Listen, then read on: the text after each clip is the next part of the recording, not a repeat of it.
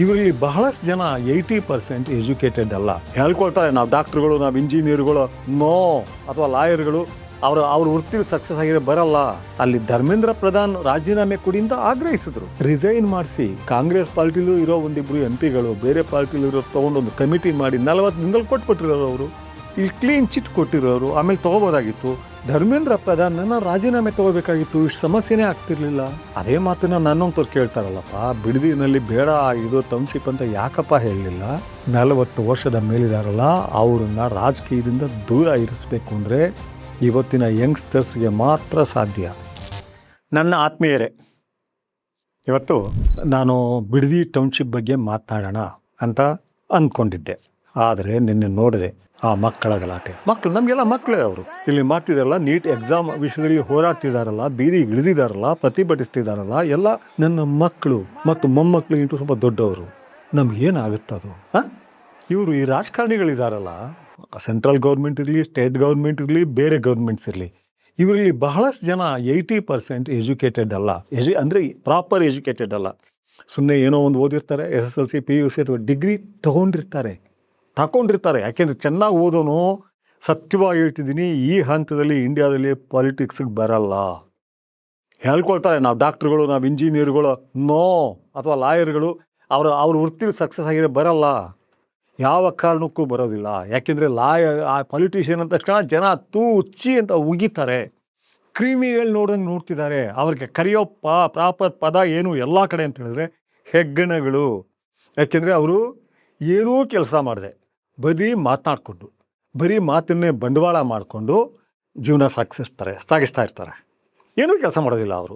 ಅದಕ್ಕೆ ಡೆಸಿಷನ್ನು ತೊಗೊಳ್ಳೋದಿಲ್ಲ. ಡೆಸಿಷನ್ ತೊಗೊಳಕ್ಕೆ IAS IPS ಬೇರೆ ಅಧಿಕಾರಿ ವರ್ಗ ಇರುತ್ತೆ. ಅವ್ರನ್ನ ಗುಲಾಮರು ಮಾಡ್ಕೊಂಡ್ಬಿಟ್ಟಿದ್ದಾರೆ. ಮೊದಲು ಗುಲಾಮರಾಗಿರಲಿಲ್ಲ ಒಂದು 30 ವರ್ಷದ ಹಿಂದೆ. ಇವತ್ತಂತೂ 100ಕ್ಕೆ 100ರಷ್ಟು ಗುಲಾಮರು. ಆ ಗುಲಾಮರು ಕೆಲಸ ಮಾಡಲೇಬೇಕು. ಒಬ್ಬ ಪೊಲೀಸ್ ಕಾನ್ಸ್ಟೇಬಲ್ ರಜಾ ತೊಗೊಳಕ್ಕಾಗಲ್ಲ, 2 ದಿನ 3 ದಿನ ರಜಾ ಕೇಳಿದ್ರೆ ಆಫೀಸರ್ ಕೊಡಲ್ಲ ಅಂತಾನೆ. ಒಬ್ಬ ಇನ್ಸ್ಪೆಕ್ಟರ್ ತೊಗೊಳಕ್ಕಾಗಲ್ಲ. ACP ಬಹಳ ಕಷ್ಟ ಇದೆ. ಈವನ್ ಕಮಿಷನರ್, ಬೇರೆ ಬೇರೆ ರೂಲ್ಸ್ ಇದೆ, ಕಾನೂನುಗಳಿದೆ. ಇವರು ಹೋಗಲ್ಲ, ಒಂದು ಸೆಷನ್ ಪೂರ್ತಿ ಪಾರ್ಲಿಮೆಂಟ್ಗೆ ಹೋಗಲ್ಲ ಅಥವಾ ಅಸೆಂಬ್ಲಿಗೆ ಹೋಗಲ್ಲ ಅಂದರೆ ಯಾರು ಕೇಳ್ತಾರೆ? ಇವ್ರನ್ನ ಮಾತನಾಡ್ತಾರೆ. ಅಟ್ಲೀಸ್ಟ್ ಅವ್ರು ಮಾತನಾಡೋದು ನನಗೆ ಬೇಜಾರಿಲ್ಲ.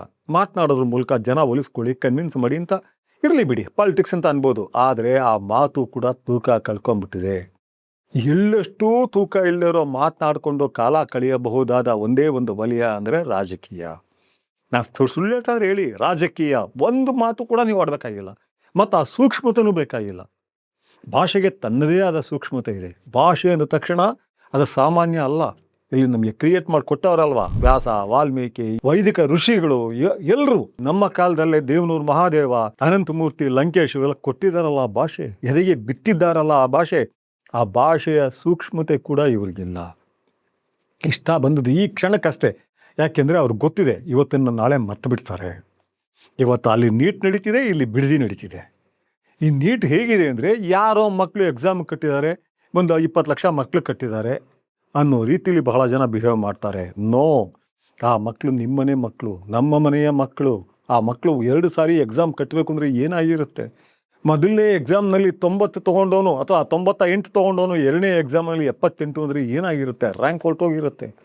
ಅದಕ್ಕೋಸ್ಕರ ಎಷ್ಟು ತಪಸ್ ಮಾಡಿರ್ತಾರೆ ಅವರು, ಎಷ್ಟು ಟ್ಯೂಷನ್ ತೊಗೊಂಡಿರ್ತಾರೆ, ಹಣ ಕೊಟ್ಟಿರ್ತಾರೆ. ಇವತ್ತು ಇಟ್ಸ್ ದೊಡ್ಡ ಒಂದು ದಂಡ, ಪ್ರೈವೇಟ್ ಟ್ಯೂಷನ್. ದಂಡ ಅಂತ ಹೇಳಿದ್ರು ಅದು ಅಗತ್ಯವಾದ ದಂಡೆ. ಆ ದಂಧೆನಲ್ಲಿ ಎಷ್ಟು ಖರ್ಚು ಮಾಡ್ಕೊಂಡಿರ್ತಾರೆ. ತಾಯಿ ತಂದೆ ಎಷ್ಟು ಕನಸಿಟ್ಕೊಂಡಿರ್ತಾರೆ. ಅವ್ರಿಗೋಸ್ಕರ ಎಷ್ಟು ತ್ಯಾಗ ಮಾಡಿರ್ತಾರೆ. ಇನ್ನೊಂದು ಎಕ್ಸಾಮ್ ತಗೋ, ಎಲ್ಲ ಕಡೆ ಆಗುತ್ತೆ ಅದು.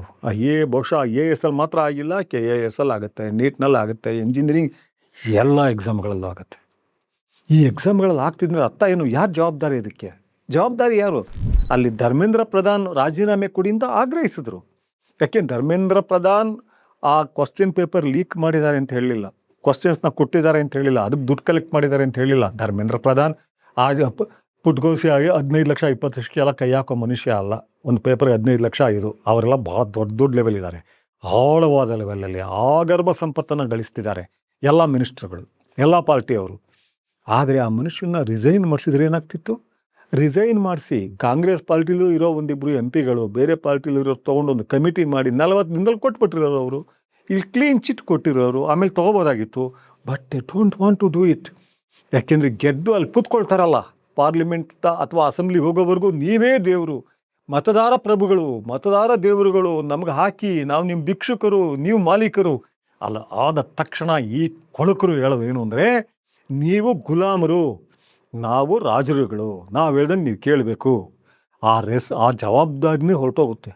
ಮಾತೆತ್ತಿದ್ರೆ ಸಂವಿಧಾನ, ಎಲ್ಲ ಪಕ್ಷದವರು ಹೇಳ್ತಾರೆ, ಸಂವಿಧಾನ ಹೇಳ್ಕೊಟ್ಟಿಲ್ವಾ ಜವಾಬ್ದಾರಿನ, ಹೊಣೆಗಾರಿಕೆ ಹೇಳ್ಕೊಟ್ಟಿಲ್ವಾ? ನೋ.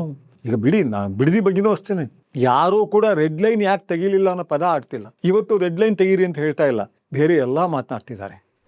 ಅದನ್ನು ರಾಹುಲ್ ಗಾಂಧಿ ಭಾಳ ಒಳ್ಳೆ ರಾಜಕಾರಣಿ. ಆದರೆ ಆ ಮನುಷ್ಯ ಹೇಳೋದೇನೆಂದರೆ, ಧರ್ಮೇಂದ್ರ ಪ್ರಧಾನನ ರಾಜೀನಾಮೆ ತಗೋಬೇಕಾಗಿತ್ತು, ಇಷ್ಟು ಸಮಸ್ಯೆನೇ ಆಗ್ತಿರ್ಲಿಲ್ಲ. ಕರೆಕ್ಟ್ ಹೇಳೋದು. ಅದೇ ಮಾತನ್ನ ನನ್ನಂತವ್ರು ಕೇಳ್ತಾರಲ್ಲಪ್ಪ, ಬಿಡದಿನಲ್ಲಿ ಬೇಡ ಇದು ಟೌನ್ಶಿಪ್ ಅಂತ ಯಾಕಪ್ಪ ಹೇಳಲಿಲ್ಲ? ಈ ರಾಜಕಾರಣಿಗಳಿದಾರಲ್ಲ, ಭಾಳ ಕಚಡಗಳು. ಇವ್ರು ಹೇಳಿದ್ನಲ್ಲ, ಅಸೂಕ್ಷ್ಮಗಳು, ಮತ್ತು ಬರೀ ಮಾತನಾಡ್ತಾರೆ, ಮತ್ತು ಮಾತನಾಡೋದು ತಮ್ಮ ಹಕ್ಕು ಅಂತ ಮಾಡ್ಕೊಂಡ್ಬಿಟ್ಟಿದ್ದಾರೆ. ಮತ್ತು ಇದು ಮಾಡೋ ಹಾಗಿಲ್ಲ. ಮತ್ತು ಭ್ರಷ್ಟಾಚಾರ ಕೂಡ ಅದು ನೀಟ್ ಎಕ್ಸಾಮ್ ಇರಬಹುದು ಅಥವಾ ಟೌನ್ಶಿಪ್ ಇರ್ಬೋದು, ಭ್ರಷ್ಟಾಚಾರ ಕೂಡ ನಾವು ತಲುಪಿರುವ ಸ್ಥಾನದ ಹಕ್ಕು.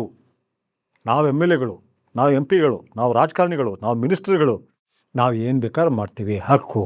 ಮತ್ತು ಇದಕ್ಕೆ ನಾವು ಬಳಸ್ತಾ ಇದ್ದೀವಿ, IAS IPS ಅಧಿಕಾರಿ ವರ್ಗನ, ಆ ಗುಲಾಮರು ಬಳಸ್ತಾ ಇದ್ದೀವಿ, ಅವ್ರಿಗೂ ಸ್ವಲ್ಪ ಹಾಕ್ತಾ ಇದ್ದೀವಿ, ಅವ್ರ ಮೂಲಕನೇ ಕಲೆಕ್ಟ್ ಮಾಡ್ತಾ ಇದ್ದೀವಿ. ಈಗಾಗಲೇ ದೇಶ ನಾಯಿಗಳ ಪಾಲಾಗಲ್ಲ, ನಾಯಿಗಳ ಪಾಲಾಗ್ಬಿಟ್ಟಿದೆ. ನಾಯಿಗಳು ಅಲ್ಲ, ಹೆಗ್ಗಣಗಳ ಪಾಲಾಗ್ಬಿಟ್ಟಿದೆ, ಅಕ್ಷರಶಃ ಹೆಗ್ಗಣಗಳು. ಮತ್ತು ಎಷ್ಟು ಅಟ್ಲೀಸ್ಟ್ ಹೆಗ್ಗಣಗಳಿಗೆ ಅದ್ರ ಬಗ್ಗೆ ಸೂಕ್ಷ್ಮತೆ ಇರುತ್ತೆ. ಆ ಸೂಕ್ಷ್ಮನೂ ಇಲ್ಲದಿರೋ ಹೆಗ್ಗಣಗಳು. ಇವತ್ತು ನಾನು ಹೇಳೋದೇನು ಅಂದರೆ, ಬಿಡಿ, ನೀವು ಬೇರೆ ರೀತಿಯಲ್ಲಿ ಈ ಪಾಲಿಟಿಕ್ಸ್ನ ಚೇಂಜ್ ಮಾಡಿ, ಪ್ರಾಮಾಣಿಕತೆ ಇರೋ ಹುಡುಗರನ್ನ ಹುಡುಕೊಳ್ಳಿ. ವಯಸ್ಸಾದವ್ರ ಸವಾಸ ಬೇಡ. 40 ವರ್ಷಕ್ಕೆ ಎಲ್ಲರ ಬುದ್ಧಿನೂ, ಎಲ್ಲರ ಬಿಲೀಫ್ ಸಿಸ್ಟಮ್, ನಂಬಿಕೆಗಳು ಅದಕ್ಕೆ ಬಂದುಬಿಟ್ಟಿರುತ್ತೆ. ಆಮೇಲೆ ಬದಲಾಯಿಸೋಕ್ಕಾಗಲ್ಲ. ನಾನು ಇವತ್ತು ಬದಲಾಗೋಕ್ಕಾಗತ್ತಾ? ನಾನು ಇದ್ದಕ್ಕಿದ್ದಂಗೆ RSS ಒಪ್ಕೊಂಡ್ರೆ ಆಗುತ್ತಾ? ಅದ್ರ ಬಗ್ಗೆ ಮನುಷ್ಯತ್ವದಿಂದ ನೋಡಬಹುದು. ಆದರೆ ಒಪ್ಕೊಂಡು ಅಲ್ಲಿ ಹೋಗೋಕ್ಕಾಗತ್ತಾ?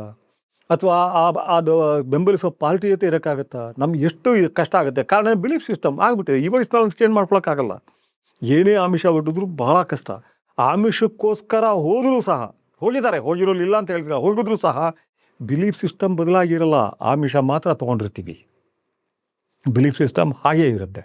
40 ವರ್ಷದ ಮೇಲಿದಾರಲ್ಲ, ಅವ್ರನ್ನ ರಾಜಕೀಯದಿಂದ ದೂರ ಇರಿಸ್ಬೇಕು ಅಂದರೆ ಇವತ್ತಿನ ಯಂಗ್ಸ್ಟರ್ಸ್ಗೆ ಮಾತ್ರ ಸಾಧ್ಯ. ಇವತ್ತು ನಡೀತಾ ಇದೆಯಲ್ಲ ನೀಟ್ ವಿರುದ್ಧ ಪ್ರತಿಭಟನೆ, ಹೋರಾಟ, ಅದು ಎಲ್ಲ ರಾಜ್ಯಗಳಲ್ಲೂ ನಡೀತಿದೆ. ಬರೀ ದೆಹಲಿಯಲ್ಲಿ ನಡೀತಿಲ್ಲ, ದೆಹಲಿಯಲ್ಲಿ ಉತ್ತುಂಗಕ್ಕೆ ತಲುಪಿದೆ, ಎಲ್ಲ ರಾಜ್ಯಗಳು ನಡೀತಿದೆ.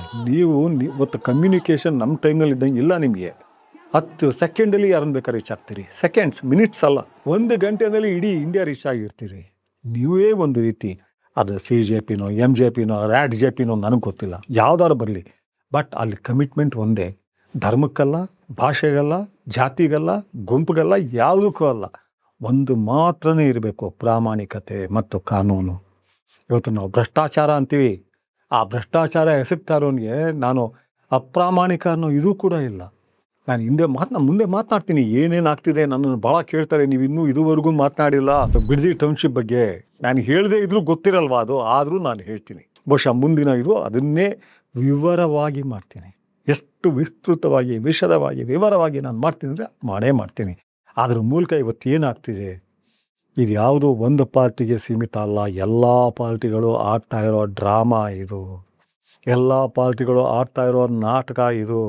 ಎಲ್ಲರೂ ಪ್ರೇಕ್ಷಕರನ್ನ ಮಾಡ್ಕೊಂಡ್ಬಿಟ್ಟಿದ್ದಾರೆ. ಆ ಮತ ಹಾಕಿದವರು ಅವರಿಗೆ ಅವ್ರ ಬಗ್ಗೆ ಬದ್ಧತೆ ಇದೆ, ಪ್ರಶ್ನೆಯೇ ಇಲ್ಲ. ಅದು ಯಾವ ವಲಯ ಆಗಿರಲಿ, ಚರಂಡಿ ಕ್ಲೀನ್ ಮಾಡೋದ್ರಿಂದ ಹಿಡಿದು ಯಾವ ಬೆಲೆ ಆಗಿದ್ರು ಏನು ಸಿಗುತ್ತೆ. ಮೋರಿ ವಿಷಯದಲ್ಲೂ 100 ಕೋಟಿ ಮಾಡ್ತಾರೆ. ಕಸದ ವಿಷಯ 100 ಕೋಟಿ ಮಾಡ್ತಾರೆ. ಭಿಕ್ಷುಕರ ವಿಷಯ 100 ಕೋಟಿ ಮಾಡ್ತಾರೆ. ನನಗೆ ಗೊತ್ತಿರೋದು ಇದು ಗೊತ್ತಿದೆ. ಇದು ಹೇಳಿದರೆ ಏನು ಮಾಡ್ತೀರಿ ನೀವು? ಈಗ ಹೇಳ್ತಾ ಇದ್ದೀರಲ್ಲ, ಎಲ್ಲ ರಾಜಕಾರಣಿಗಳು ಭ್ರಷ್ಟರೇ, ಏನು ಮಾಡ್ತೀರಿ? ಅವ್ರನ್ನ ಜೈಲಿಗೆ ಹಾಕೋದಕ್ಕಾಗತ್ತಾ? ಅಥವಾ ಅವ್ರನ್ನ ಹಿಡ್ಕೊಂಡು ಹೊಡೆಯೋಕ್ಕಾಗತ್ತಾ? ಅಲ್ಲಿ ನುಗ್ಗೋಕ್ಕಾಗತ್ತಾ? ನೋ. ನಿಮ್ಮ ಅಸ್ತ್ರ ಒಂದೇ, ಪೊಲಿಟಿಕಲ್ ಪ್ರಾಸೆಸ್ ಮೂಲಕನೇ ಹೊಡಿಬೇಕು. ಇಟ್ ಈಸ್ ಎ ಪ್ರಾಸೆಸ್, ರಾಜಕೀಯದ ಪ್ರಾಸೆಸ್.